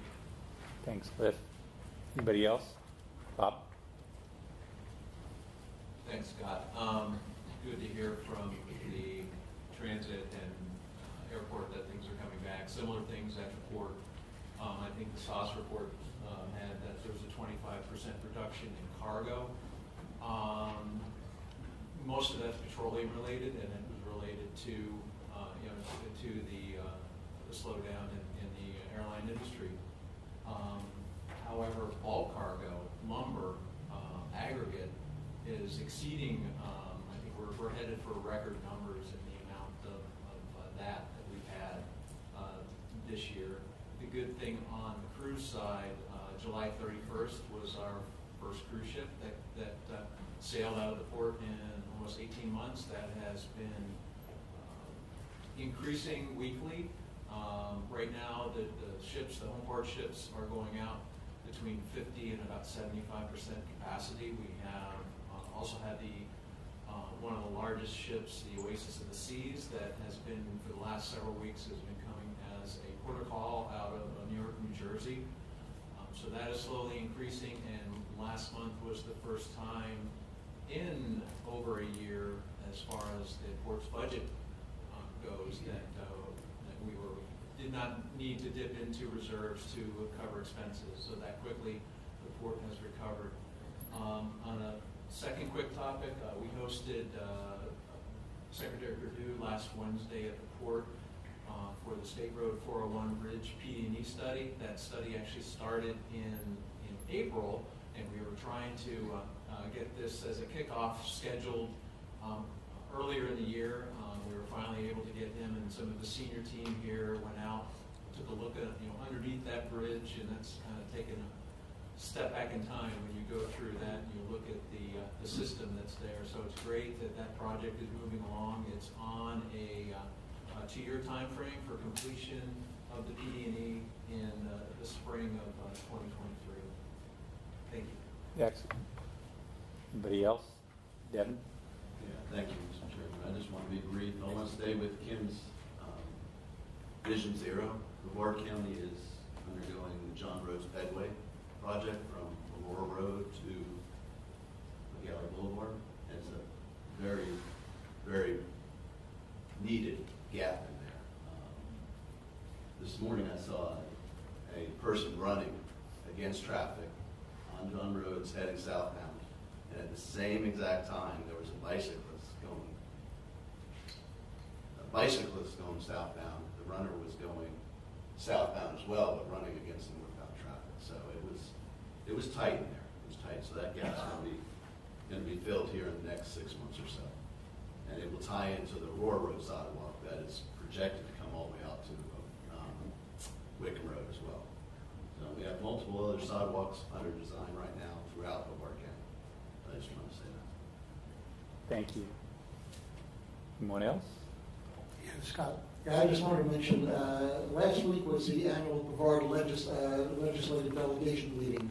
And Georgiana had a presentation there, and she did emphasize to the legislators the need to find alternative funding for transportation projects. So I just wanted to give kudos to Georgiana for that.